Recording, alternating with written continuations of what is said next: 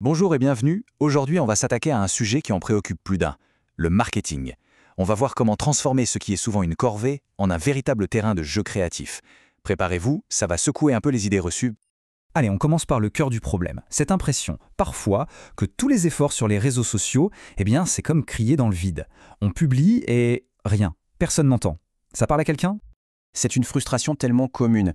On passe des heures à préparer la publication parfaite, on choisit la bonne image, le bon texte, on clique sur publier avec espoir et puis le silence radio. Zéro. C'est vraiment décourageant. Mais c'est une réalité pour énormément de monde. Et si justement la clé pour briser ce mur d'invisibilité, ce n'était pas de travailler plus, de poster encore plus souvent? Et si la solution c'était de changer complètement d'approche, d'injecter une bonne dose d'imagination, une pointe d'audace? C'est exactement ce qu'on va décortiquer ensemble. Bon, alors, allons-y. Plongeons dans le vif du sujet. Pour commencer, il faut se poser la bonne question. Au fond, quel est le vrai but du marketing? Parce qu'il y a une différence fondamentale entre ce qui fait plaisir à l'ego et ce qui fait vraiment avancer une activité. D'un côté, on a les métriques de vanité, les likes, les commentaires sympas du genre « super », ça fait chaud au cœur, mais ça ne paie pas les factures.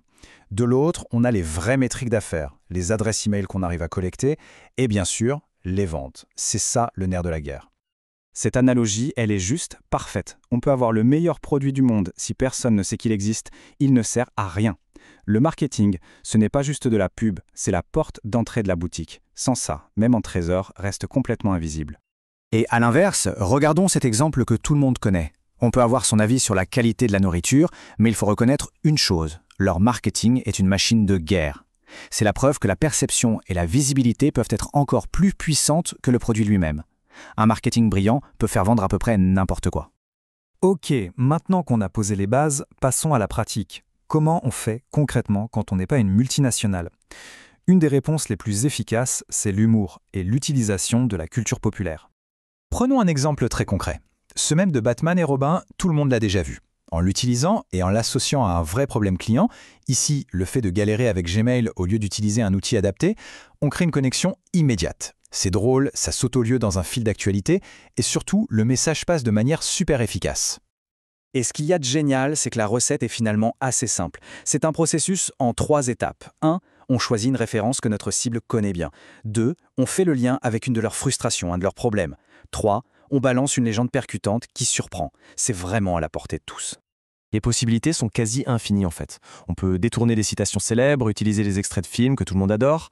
Le but du jeu, c'est toujours le même, surprendre, faire sourire et créer une association d'idées qui marque les esprits. Et c'est là qu'est la véritable opportunité. Parce que la grande majorité des concurrents, ils ont la flemme. Ils restent sur des publications très classiques, très lisses, sans saveur. Du coup, avec un tout petit grain de folie, un tout petit effort créatif, on sort immédiatement du lot, on devient visible. Maintenant, attention, c'est un point super important. Une idée même absolument géniale peut complètement échouer pour une raison toute bête, une raison qu'on oublie presque tout le temps. L'auteur de La Source raconte cette expérience qui est très parlante. Il lance une campagne. Premier jour, il publie, il ne se passe rien. 0. Deuxième jour, pareil, le désert. Troisième jour, toujours rien.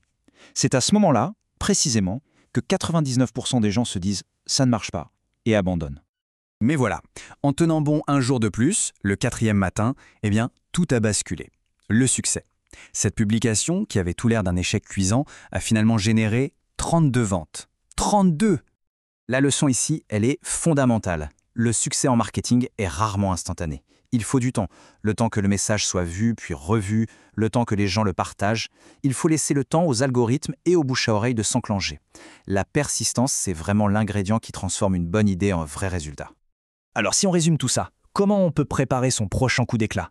Quelle est la marche à suivre? La formule du succès est finalement assez simple à retenir. D'abord, on se fixe le bon objectif. On oublie les likes, on vise les conversions. Ensuite, on y ajoute l'arme secrète, la créativité, l'humour, les références pop.